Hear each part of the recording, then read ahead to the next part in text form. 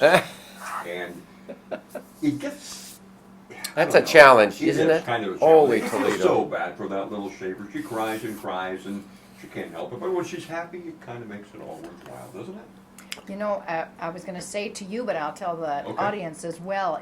On Facebook, which some of you are on, some of you are not, there is the cutest little montage of President Obama and children.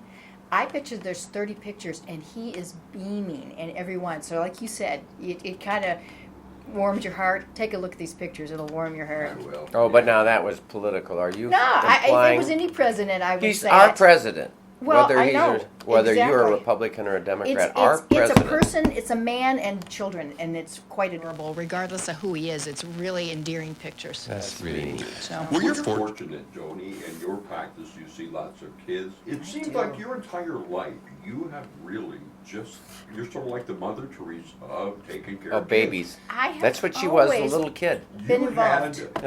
Did you have dollies when you were a kid? And I did, and I remember getting kidded once when I was at my aunt's house for dinner, and we're eating spaghetti, and I wouldn't put the doll down, and I commented about how difficult it is to eat spaghetti. While you're and holding they a baby? would not- my aunts and parents and siblings would not let go of that. They thought that was hilarious. Did you have brothers? I have one brother, Did two you have sisters. to splint your dolly's broken limbs then, or try and scrub the crayon scars off their faces? No, he didn't hurt them. He just did it to me. Oh, Except for he's the best brother ever, and it was always accidental. But I was the one pitching to him who got the baseball in the gut. you're the one Yeah, I was the one. So So- it's okay because I was out there playing with him, and he taught me tons. I love my brother. Oh, your brother is such a great guy. I mean, he is Mr. Boy, though. I mean, he is fisherman, hunter, manly man, that kind of a guy. When you were younger, when you lived in Florida, you were a daycare center provider. No, that was in Brookings. It wasn't. I didn't know. I thought it was Yeah. in Florida. How many years? Yeah. 8 years. 8 years. Out on Western Avenue, right in front of the UPS building. That I'll be darned. a How long child's ago place. was 1980. Couple years? 83, Three. no, 84. that? Well, you were just a teenager then. Yeah, that's Yeah. right. That's right. Yeah. Yeah, I was a baby, and it was hard work. It was a great learning 84 tool. to 92. Well, we've taken the long route, but I wanted to get to our question today. Now, once again, we have questions about influenza vaccinations for kids. Right. Okay, when should you start? Some parents are worried about children being freaked out by receiving an injection. Do they have a nasal spray? And if they do, is that as effective?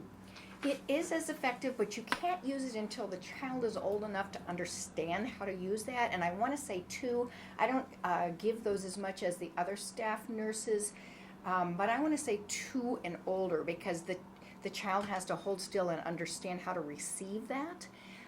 And in reality, it's a lot easier to give the shot to a little Is it like Dristan, where you have to tilt your head back and get a good spray, or Not is it too much. pressurized? It's So pretty easy. It's pretty Okay. easy, but you do have to hold still, and kids don't understand that. And you have to do both nostrils. So once you do one Oh, side, see. you've got to have them hold still for the other. Whereas a shot, you're done. And so until the child is the right age, and like I said, I want to say 2, but it could be 3. You're the one to tell.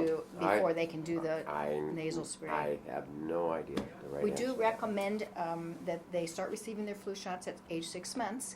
The first year that you get your shot, and maybe your granddaughter's at this age, they do need 2 shots because we break that vaccine down into parts.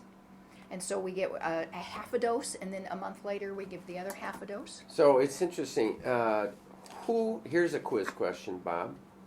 Who benefits the most from an influenza vaccine? A, those older than 80, or B, those younger than 4? Probably younger than 4. And the answer is that it's a 2-part answer. The first part answer is the younger than 4 immune system just Really bingo good. bango really works, and those kids don't spread the illness. The 80-year-old person who gets the influenza shot doesn't really have as good of an immune system, and they don't commonly get a great protection. They get some.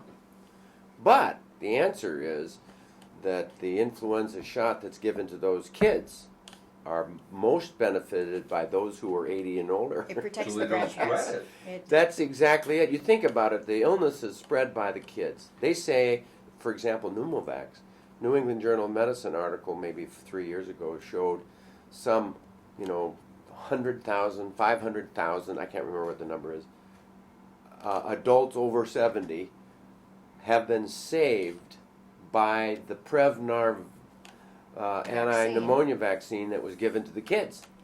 And when you talk about the kids spreading it, you're talking about the oral secretions, the coughing, The snotty the little kids drooling, that, the you know. toys. Well, it's natural. They don't know how to handle the secretions. They're mouthing everything. That's Yeah. part of their development, and so they do spread a little more. I have a dear patient. Let me just give you another story. I have a dear patient who has severe lung disease. I don't think she smoked that much. She just happens to have an inherited tendency, and her lungs are wiped out. So she's really on the edge, and she's on oxygen all the time. And but she has not had a cold in 3 years. I mean, the last time she was hospitalized, Oh. because when she got a cold, she got so very sick and just about died from it. It was just a common cold, I'm pretty sure. And then she got maybe some pneumonia. I mean, we covered her with everything, including steroids and broad spectrum antibiotics and the whole 9 yards. And she came out of it, although limping, because, the steroids and the antibiotics mess you up too. I How mean, does she prevent her colds, though? she and her husband go through drive-ins, the drive-ups. They don't go in. They places. don't go to church. They don't go to. They watch church on TV. They go to restaurants, buy car. They don't, and he's kind of unhappy about it because he'd like to be a little bit among the people. And the answer is she's got a certain fear of it, and it's. And I told them that they have an appropriate fear because that's what will kill her. There in Antarctica, there's a research center, and it's cold and miserably cold. So you have a bunch of scientists and mechanics and medical staff all in one big insulated Quonset, sharing germs and viruses. Right.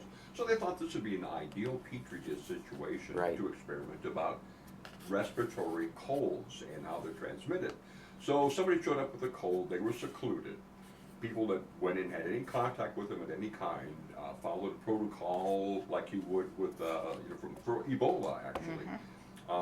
Soiled tissues were treated in betadine and incinerated, and I mean Wow. they did every single thing. They filtered the air. Guess what? People still got sick. Yeah. There's nothing that you can do. No matter how hard you try, it's out there. It's floating on a particle of dust. Yeah, well, and interestingly, this part of that very research study that I remember is, so everybody got sick, everybody, and then nobody got sick Yeah. again. They just, once everybody had it, it was done, their immune systems kicked in, and nobody carried it anymore all the rest of the year. It was in September they got sick. It's a 1 year experience. Nobody comes in or out for a year. Everybody got sick early on, and then nobody got sick again.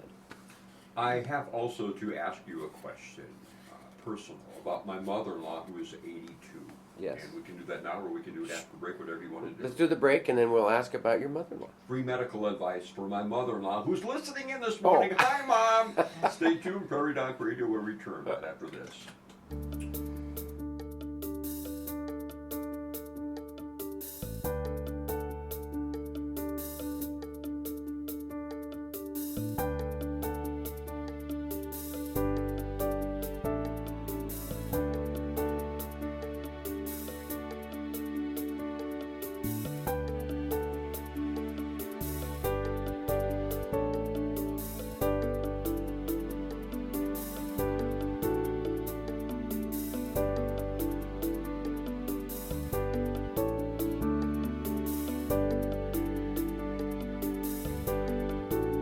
Prairie Doc Radio. We didn't really introduce ourselves a whole lot as we Who started. are you? I'm Joni Holm. I'm filling in for Joan Hogan, and you are.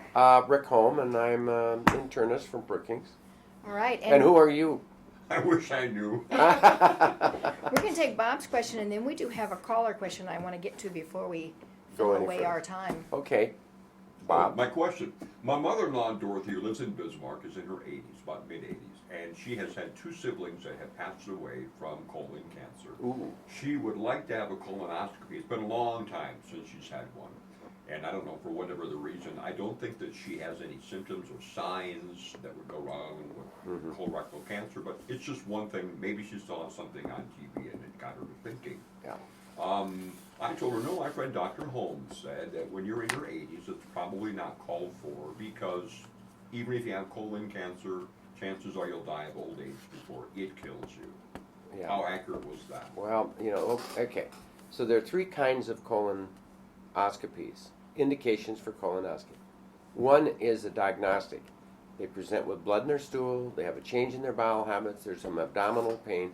A diagnostic colonoscopy should be paid for at any age because there's something going on. And of course, if they're a person in the nursing home whose life is they're demented and they're just laying there, we wouldn't do it. You let nature take its course, and there's risks too. Okay. Second is if it's called a surveillance colonoscopy. In other words, if you had a colonoscopy 3 to 5 years ago and I found polyps, there's a follow-up colonoscopy that should be done in 3 years if it's more than 1 polyp, or if it's larger than a centimeter, or 5 years if it's 1 polyp and it's smaller than 1 centimeter. That's a surveillance. And a surveillance colonoscopy should be paid for, even if it's, if I did that colonoscopy at 79, found those polyps, follow up in 3 to 5 years, depending upon the scenario, that should be paid for. The screening colonoscopy is the one that they don't want to pay for after 80. Now, if you're 50, that's when you should have your first full colonoscopy. If it was negative, you should have a screening colonoscopy at 60. If it's negative, you should have a screening colonoscopy at 70. If it's negative, you should have some kind of little upset stomach or maybe a little blood in your stool at 79 and have another one before you go that long. I mean, that's what I tell my patients. You know what? You play by the rules, but the rules are if you turn 80, you no longer have a screening. I got you. But if there's symptoms, now I can tell you this, I'm nervous about family history. My father had colon cancer.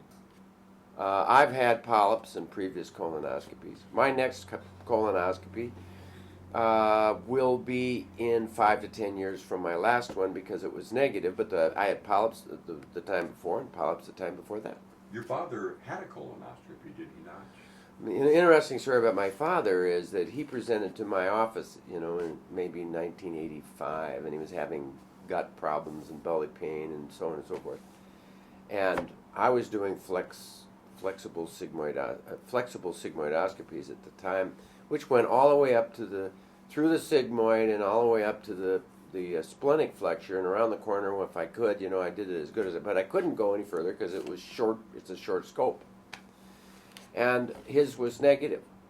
So, and he still had symptoms, and so I sent him to the gastroenterologist Jack Barker, who is the only gastroenterologist at the time in the state. And he did a full colonoscopy, and it was normal. It was also negative. And so we said, well, I don't know what your belly pain is, but gee, Dad, you've got belly pain, and you don't have colon cancer, and whatever. And live with it. And I was his doctor a little bit, and then finally I said, you've got to have a doctor, not your son.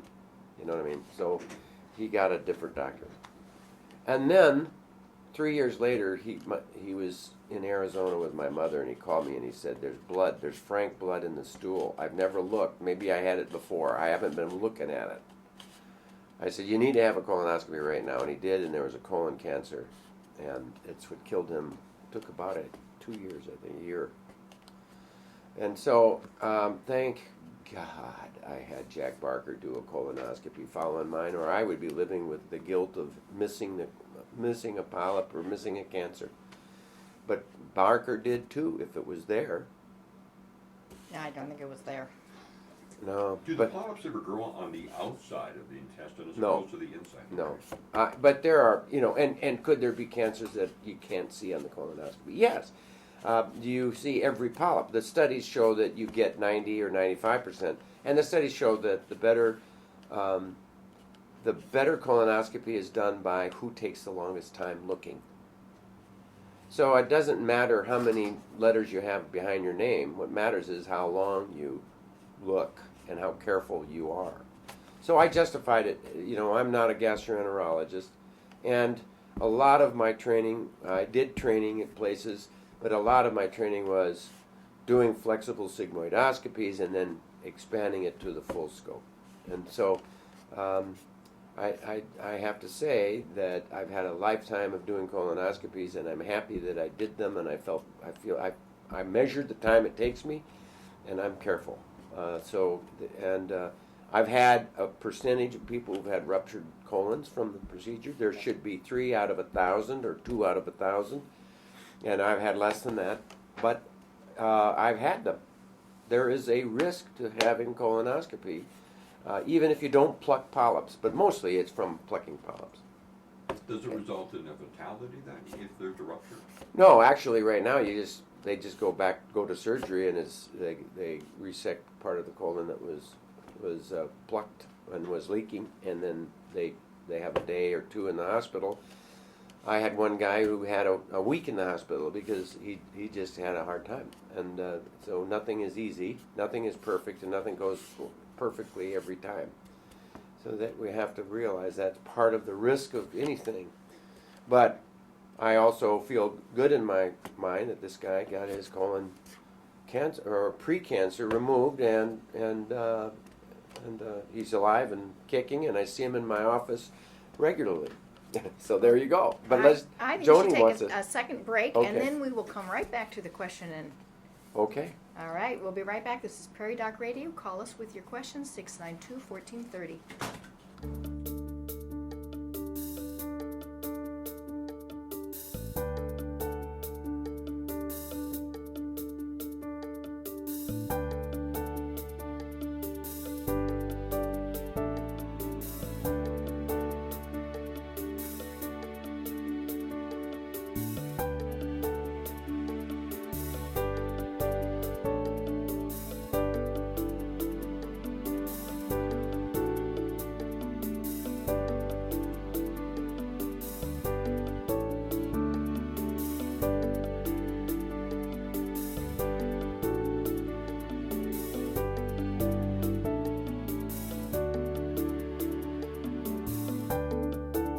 Joni Home. Call us your questions at 692-1430. I would like to take a question that was sent in to the radio station. It says, I have a burning pain in my left ankle and some bruising color above the outside knob of the ankle. What is going on, and what should I do?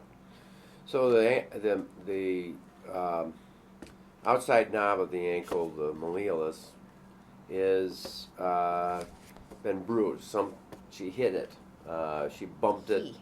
He hit it or bumped it. Now the point is, well, I don't remember hitting it. The answer is, I've got tons of bruises that I don't remember what I did to cause it, but we did it something. I looked at my shins today. I got a shin scrape on both shins from, I think, sailing for a week a while back, but I don't remember. Now, that may speak to what we were doing when I was sailing, but that also speaks to You're climbing up and down. Climbing up and down. You were standing in the cold water of the lake, taking the planks off the dock. You There it is. Feel your feet, and you banged up against the post. There it is. But the answer is that I think that he might have hit the nerve. There's nerves that go around the ankle malleolus, and he hit the nerve. He had a bruise. The nerve was injured. There's a little numbness. That's the burning pain part. Right. And I can tell you, there's a lot of other things that can cause numbness. One is just peripheral neuropathy. People It have, doesn't say anything about numbness. burning. Burning. Well, people who have peripheral neuropathy will sometimes have numbness. Sometimes they'll have burning. Sometimes they'll have loss of feeling. Diabetes can do that. Other kinds of neuropathies, lead poisoning, heavy metal issues, too much alcohol. But if it's focal, it's on one side, it's just that area, and it's been bruised there, he had a trauma to it, and it affected the nerve. So that's my best guess. And of course, we don't know a lot about the history. If he's on blood thinners, it's going to be a lot more apt to happen. Is he bearing weight? Is he able to walk okay despite the Good off point. and on pain? Mhm. So most likely, if he's able to function, just give it time, ice elevation. If Right. it is if it's limiting mobility, then it's probably worth getting checked. Yeah. I would also say that bruising is a very good question. People ask me about bruising all the time. And I see bruising, extensive bruising, in elderly people because they have fragile skin. And they don't remember bumping themselves, but you can see, even somebody just grabbed them on the arm, you see the fingerprints of the grab. And it's just very fragile skin. Add to that a baby aspirin a day, which I want them to be on. It makes it even more bruising. If you put them on a blood thinner like warfarin or Coumadin, or all of the new ones, it makes it even more bruising. Add to it the possibility of platelet dysfunction that people have sometimes at that age, just because their bone marrows are weak. That adds to the bruising. So I just see tons of it. For the most part, it's not dangerous, though. Bruising, for the most part, is perfectly heals itself.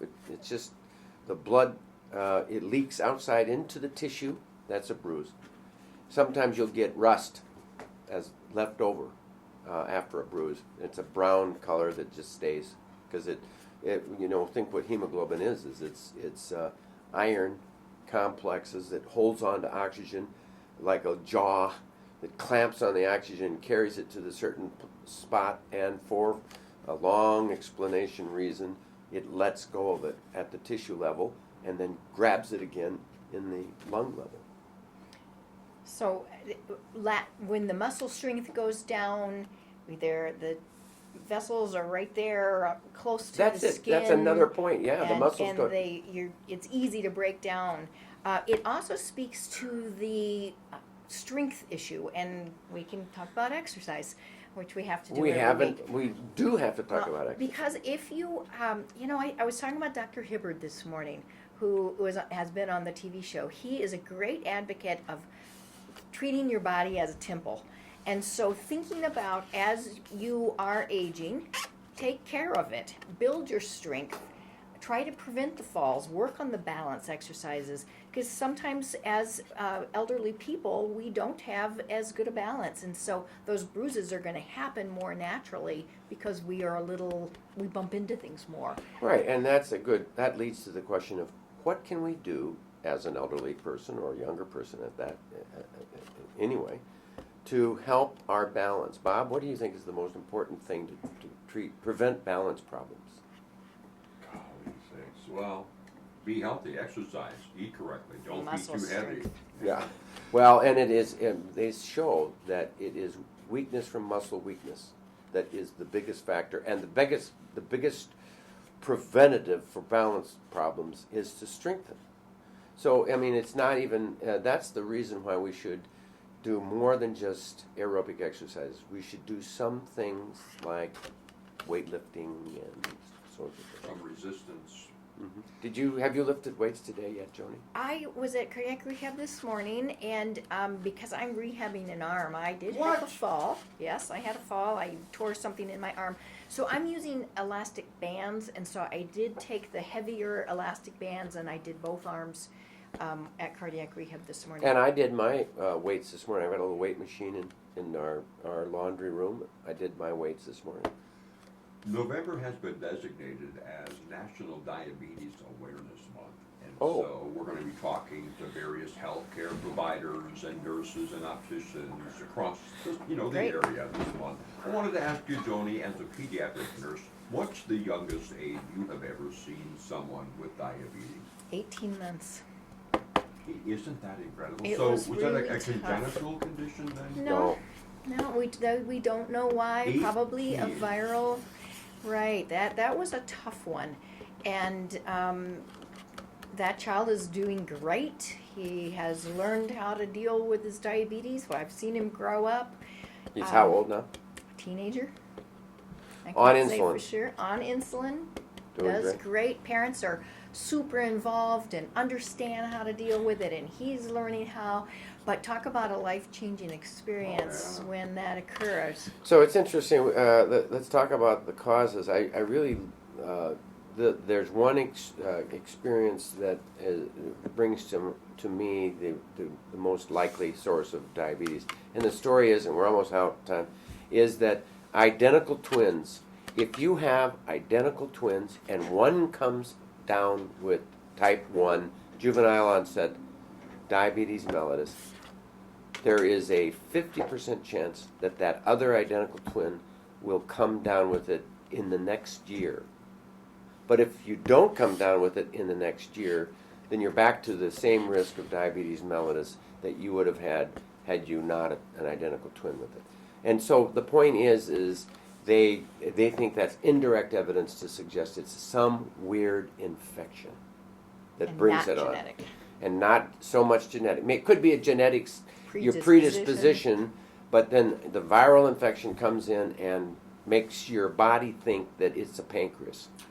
When I was in the 4th grade, I witnessed 2 life-changing and traumatic experiences. One was a girl in my class named Nancy Roth who had she basically collapsed. She had diabetes that hadn't been diagnosed, and it was scary. You know, we all gathered around, and there she laid. They didn't know what to do back then. And the second episode was a friend of mine who had epilepsy, who hadn't been diagnosed. And that's very scary. That was incredibly scary because he and I were playing basketball in the gym, and all of a sudden he just hit the floor, and I, 10-year-old kid, what do you know? And it was really scary for me. Oh, yeah. And, it's, the other thing is, as an older, dealing with somebody who's older and you're hanging around and then suddenly, they're dead. Yeah. Sudden death occurs. And so it's scary to see illness. And it's scary for us in the medical world too, because we want to be doing the right thing. And to make that right diagnosis quickly is something that emergency room experience is all about. Well, let me make a plug here, if you would permit me. I would urge anyone, regardless of their age or walk in life, to go in for some level of Red Cross Training. First aid. Because it will be, even if it's just, I've done the Heimlich on a person. Right. And I have done chest massage on a person who Yeah. died of a heart attack. Yeah. I mean, it happens. It to happens. If you're Be out and about, prepared. if you're out in the world, something bad can happen, and it's a good idea to do the Boy Scout challenge, be prepared. Tomorrow night is On Call, and we have a special guest coming, which is a surprise guest. We're not going to divulge who that special guest might be, but we also have Tom Huber from Pure, who's just a live wire guy. I mean, he's just going to be We great hope fun. you'll tune in, 7 o'clock, South Dakota Public TV. It's mainly about respiratory illnesses and vaccines, we'll tell you that much. So the flu is on the rise, and we need to learn about it. So tomorrow night. The area schools have been offering free flu shot clinics for the students, and I thought it was nice they also set aside an hour in the afternoon for parents who have kids who aren't school age and who would like them to be vaccinated. You bring them between 3:30 and 4:30. Brookings County Health Nurses will be there. Fantastic. Yeah. Wonderful news. And it makes it a little easier for those of us who volunteer in the schools to read when you go and know that the classes. And I had my flu shot on Friday, but I'm still a little leery. I don't think I've got 100% immunity yet. So. You're protected by the herd, though. You want the herd protected. It's going to be a fun herd event today. Yeah. For the kindergarten class at Hillcrest Elementary, I'm on my way. We'll see you then. Woo-hoo. Joni, Dr. Holm, it's Thank always you. a privilege and pleasure to have you in the Thank you, studio. Bob. Tomorrow we'll be back, or next week, I think. Correct. Back to normal. If With Joan Joan. and Ed decide to come home during the Holy Land, they just want to stay when we hear the forecast. So Yep, that's it. Thanks so you both much. so much. Take care. Thank you, Joni, and stay healthy out there, people. That's the best advice I've had today.